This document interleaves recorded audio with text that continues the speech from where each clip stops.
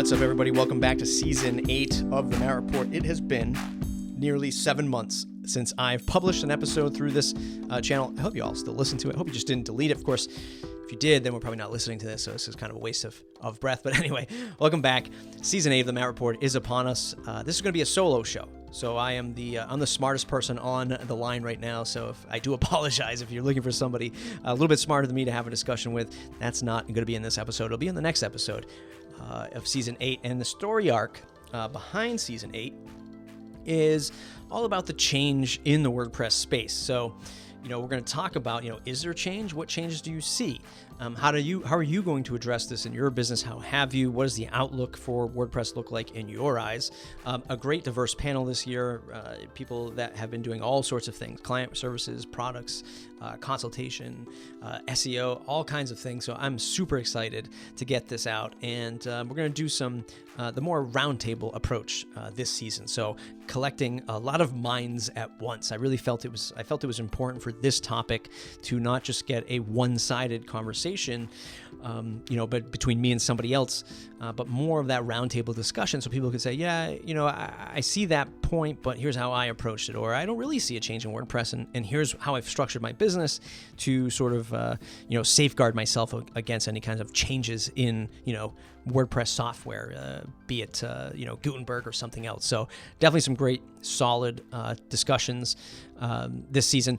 But, of course, I say that we have all these roundtables. The first episode to go out is a conversation between myself and Ryan Sullivan of WP Site Care. Great episode to learn the ins and outs of why he sold WP Site Care to Southern Web, what that was like, what his transition is like. Now, this was recorded back in August. We're in October now, so maybe things have changed for some of these discussions, but I don't really think so. But again, super excited to get this season off the ground. But since we are just here, you and I, on your commute or your jog or whatever it is that you're doing, I've highlighted a few points I want to talk about, both about the Matt Report podcast and sort of, where we all are as, freelancers, consultants, branding people, agencies, small agencies, whatever it is. I want to talk a lot about sort of content marketing and what I've done with this podcast and how I've positioned it and what the future is for it, but just talking about creating content in general and how hard it is to keep that going, depending on what type of person you are. Now, like I said at the top of the show, it's been almost 7 months since I've put out an episode. Number one, super busy. Number two very young boys that take up a lot of time. And three, it's just, man, how much WordPress content can I produce where I just don't get burnt out from it? Now, I'm part of a great Facebook group run by Kim Doyle, Content Creators Group on Facebook. If you're not a part of it, make sure you join and say, hey, listen to Matt Report. And he said to join this stuff. But great supportive community in creating content there.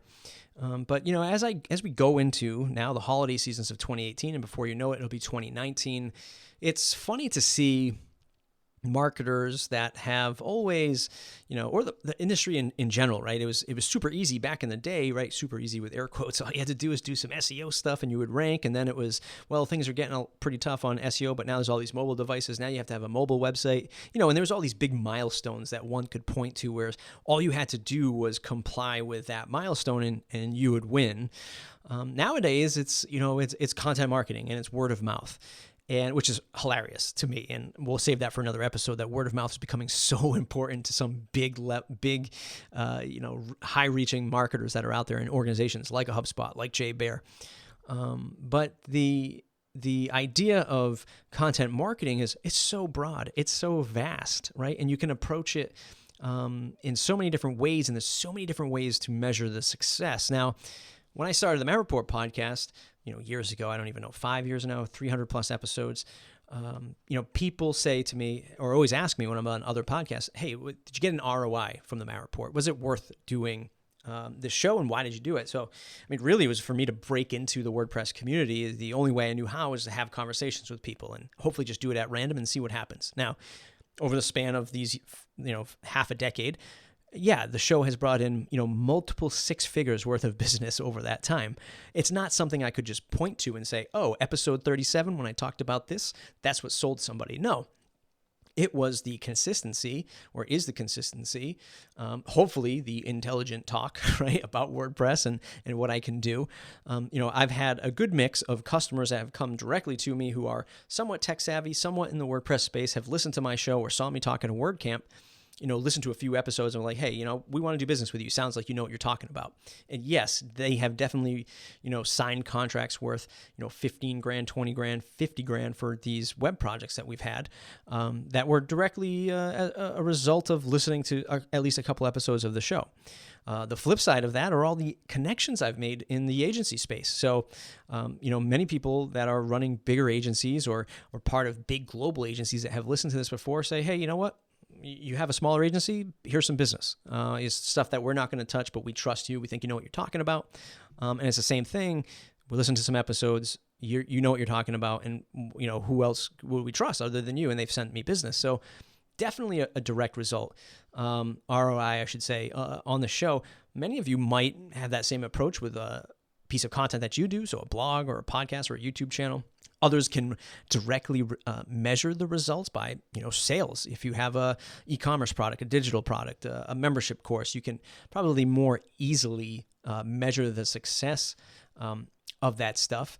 But again, when people say you should do content marketing to draw new business, they do kind of tend to avoid the fact that it's going to take some time. Now, of course, everything's like that. It's going to take some time to grow and all this stuff, but as I explored the change of WordPress this season, I've seen more people saying, hey, look, the well's drying up a little bit. I'm looking for business.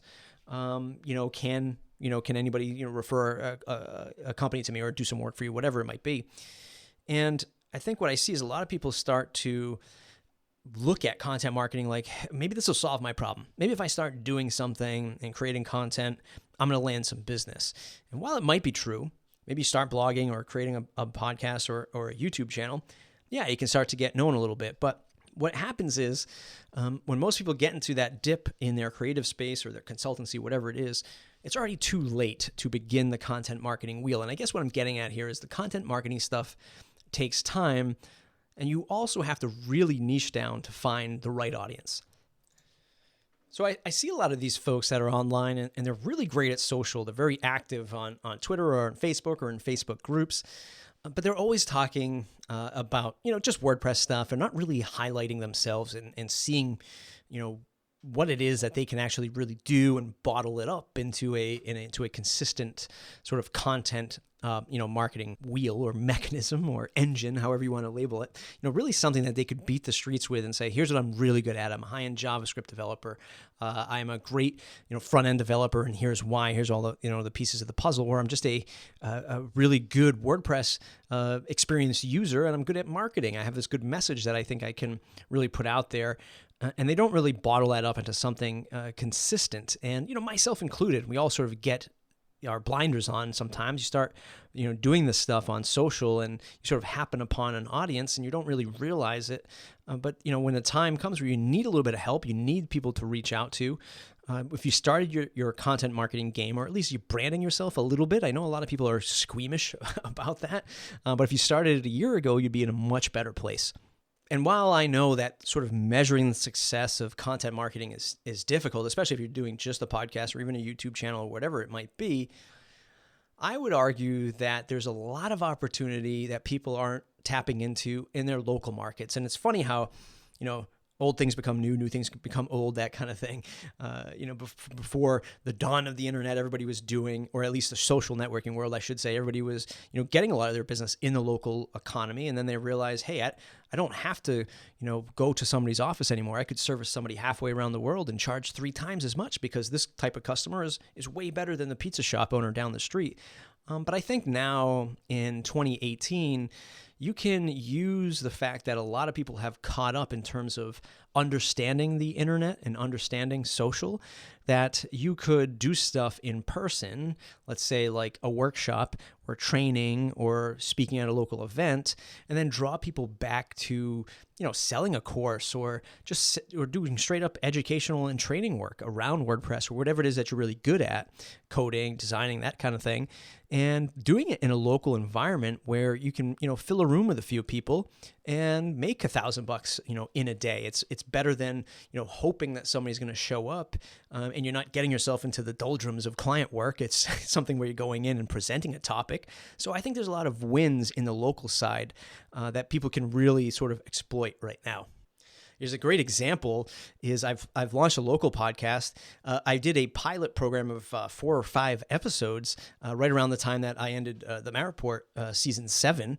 And I'm already known as a local podcaster. It's crazy. I mean, I had that branding because they knew I was the sort of WordPress podcasting guy. Nobody ever in my local market really listened to all of these episodes, like a lot of loyal fans would. But they knew I did WordPress. They knew I did a WordPress podcast, and yeah, it might have been over their head, but they knew I was that guy that did that. And I recently launched the We Are Here podcast over at southcoast.fm. And again, small pilot program. Here we are 6-7 months later. People are saying, hey, can I get on your podcast? Hey, can I get on the show? It's like, well, did you realize I haven't published anything in quite some time? And it was all on purpose. I mean, I wanted to try this out. I wanted to see if it worked, and it did. And that's sort of a way I test things. I throw it out, and I see if it flies. And if it does, well, maybe we'll start reinvesting in some better wings to see how far it can go next. But it's crazy how you can brand yourself and position yourself, especially in an untapped local market, but niching down and finding the right stuff to talk about really clicks with people, even though it's scary in the beginning. So I don't know what the future holds for Matt Report proper, I guess, right? Where I started the Matt Report because I wanted to break into the WordPress community, and I've always talked about WordPress. And yeah, I've tried to keep things as flavorful as I possibly can. Who wants another WordPress podcast? I know that there's a lot of people out there that do WordPress podcasts and write a lot of WordPress content, but it does burn me out after a while. Props to anybody who can just sit there and make tutorials after tutorials and pledge their allegiance to a new page builder every month a new one comes out. But it's not something that I can do or really feel success with it or feel accomplished by creating that type of content. And, again, the big thing is a lot of people can sit down and write a blueprint out and map out their content, time block their calendars and create the content in those pockets and then ship it. That's not going to happen with me. And if maybe you're like me, I just work within the gaps of time that I have. So this solo podcast right now, the family's out, they had doctor's appointments, they're going out doing some errands and things like that. I'm able to get in a podcast recording before they get home, and actually they might show up. You might hear some noise, in the background when they show up. But I'm working with 2 things. When I can create content, I will create content. And I want to create content that I want to create. There's definitely a school of thought where you can create, tutorial-driven content, how-to content. You can look at keywords. You can find what people are searching for. You can find what people are talking about in Facebook groups. But then you just become the person who's creating content just for that. And it just becomes so analytical and, just so robotic that I want to do things that I feel good about. Not that I wouldn't feel good about it, but it's just not very creative. Sometimes I just have these thoughts and I want to turn on the camera, record it, and upload it to YouTube, and that's what I do. I'm not really going to push the needle. Sometimes I will. Maybe, every 10th piece of content is something I've really thought out or really scripted. But that's not me, which, again, that's good and bad. It's hard to measure. It's hard to see if this is successful. But at the end of the day, if you're keeping it dynamic, like hopefully I have, your audience can adjust to the changes. And I really hope that people approach content creation in a way that is manageable, but they're creating content that they really want to create, because that's when it really works. And I hope that you can find your little niche in your business and your freelance life by creating content and really becoming successful, branding yourself, so that when the dips do come, you have an audience, you have people that know who you are, and you can always try new things and more specifically reach out to your network, to your audience when you need some help. As I invest more into YouTube, and by invest more, I mean just, recording more episodes and buying new cameras for no apparent reason, I spend a lot of time watching other YouTube creators just to see, what it is that they do and how they adjust and how they work towards their audiences. And these are people not in the tech space.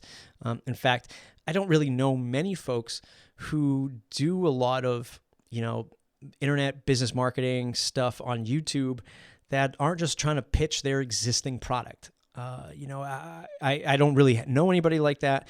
Some of the ones that do it really well, like Chris Do, been following him for quite some time when he used to be paired up with Jose Caballero, which I've had on the program before. He might be the only one that puts out really great content.